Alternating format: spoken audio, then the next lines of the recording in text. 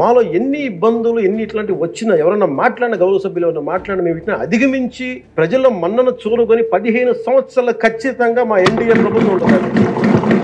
ఎన్ని ఇబ్బందులు ఉన్నప్పటికీ కింద పడతాం మీద పడతాం, అవి మా ఇంటి విషయాలు అధ్యక్ష. ఈ ఆనందాన్ని వచ్చే కనీసం 1.5 దశాబ్దం పాటు మనందరం కృషి చేసి ముందుకు తీసుకెళ్తే తప్ప ఈ గాడి తప్పిన ఈ రాష్ట్రాన్ని గాడి పెట్టాలంటే కనీసం 15 సంవత్సరాలు కనీసం పనిచేయాలి. ఇది ప్రధానమంత్రి గారు 3వ సారి ప్రధానమంత్రి అయ్యారు.